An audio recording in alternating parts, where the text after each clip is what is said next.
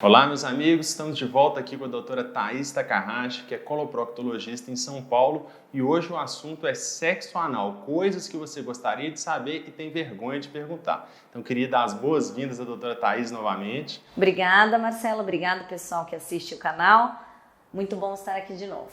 Então vamos lá, direto ao ponto, sexo anal faz mal? Não, Marcelo, não faz mal. Mas alguns cuidados necessitam ser tomados da mesma forma que a relação vaginal ou todas as relações sexuais. Pois é, uma das coisas que as pessoas se preocupam é a questão da incontinência. O sexo anal leva à incontinência? Marcelo, justamente esses cuidados que a gente sempre menciona para os pacientes se refere ao cuidado no momento da penetração, que poderia ser o momento de maior risco para os músculos do ânus e aí, consequentemente, para uma futura incontinência. O músculo do ânus ele é um elástico. Então, o laceamento desse músculo de forma gradual é muito importante.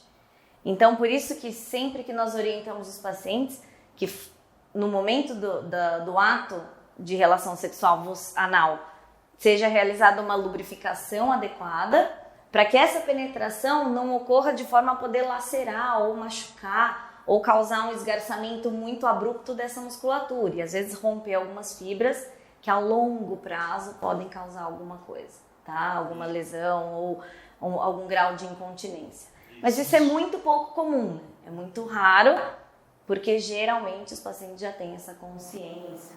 Existe alguma coisa que a pessoa poderia fazer para relaxar essa musculatura, para não ter esse trauma para a musculatura? A dilatação gradual é uma forma adequada, né? Então muito bem lubrificado e uma dilatação gradual. Você pode começar com algumas manobras, né, durante as preliminares para poder haver um relaxamento gradual dessa musculatura.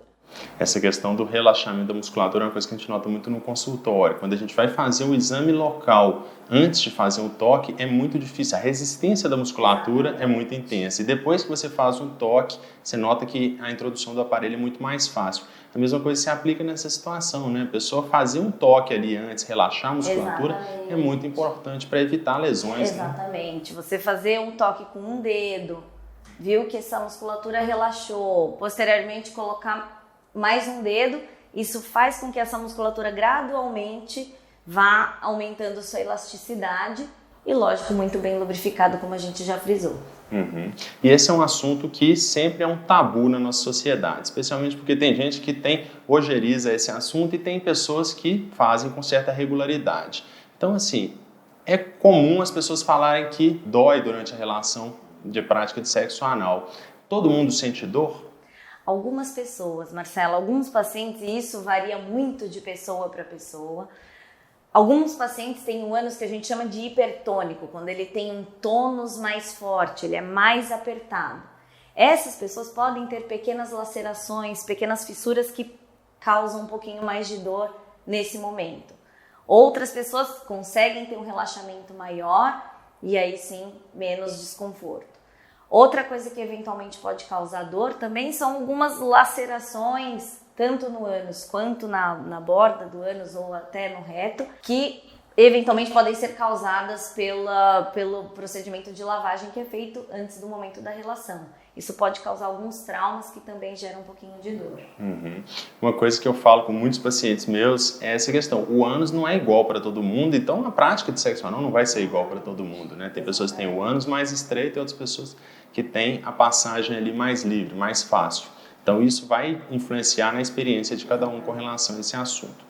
Outra questão que é importante a gente sempre falar são as doenças sexualmente transmissíveis. Existem doenças sexualmente transmissíveis na região do ânus e do reto? Existem, Marcela. Existem muitas doenças sexualmente transmissíveis. O ânus é uma região que tem muita vascularização. Então, e essas lacerações que a gente já comentou também causam o que a gente chama de solução de continuidade. Então, o sangue entra em contato com essas lacerações. Porta de entrada. Exatamente. A laceração acaba entrando em contato com as secreções e aí sim poder ser uma via de entrada das doenças sexualmente transmissíveis. Então, deve usar camisinha no sexo anal? Sim. Não é opcional? Não é opcional. Algumas doenças, como HPV, podem não ser preveníveis com o uso da camisinha, mas praticamente todas as outras são preveníveis e aí sim a gente tem um grande benefício. E essa questão que você falou da preparação para o sexo anal, então tem algum risco associado ao uso dessas chucas, da duchinha, do vaso? Como que funciona isso? Alguns pacientes que vão ter relação sexual, muitas vezes fazem um procedimento de lavagem para tirar o resíduo fecal que fica no reto. E quando o jato dessas duchinhas é muito forte, ele também pode causar algumas lacerações.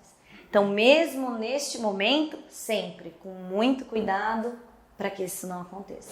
E outra coisa, né? A questão que a gente estava falando aí do ânus não ser igual para todo mundo, as duchinhas também não são iguais. Exato. Tem umas que têm uma pressão muito alta, isso pode lesar, inclusive, o intestino. Exatamente. Então tem que tomar muito cuidado, a gente não sabe a quantidade de líquido que está entrando ali, então tem que ter muito cuidado com isso para não ter uma ruptura intestinal. Exatamente. E com relação a sangramento, é normal sangrar depois de uma relação pelo ânus?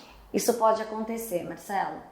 Em alguns pacientes, quando você tem essa laceração que a gente já comentou, essas pequenas fissuras, essas microfissuras, podem causar algum grau de sangramento. Então seria uma fissura anal aí? Pode ser uma fissura, pode ser uma hemorroida, que eventualmente durante a relação, por causa dessa vascularização maior do reto, durante a penetração também pode sangrar. Então, estar preparado e, se for um sangramento muito intenso, você pode fazer um banho de assento em água gelada, fazer alguma pressão para que isso ajude a estancar esse sangramento. E uma coisa muito importante, na presença de lesão, de ferida, não pode ter relação. Então, da mesma forma que a gente falou que qualquer trauma ali é uma porta de entrada, aquilo pode inclusive ser uma manifestação de uma doença sexualmente transmissível e a pessoa vai transmitir aquilo para outra pessoa. Exatamente. E aí também, no momento do sangramento, interromper a relação, entender o que está acontecendo, eventualmente, se precisar, procurar um médico,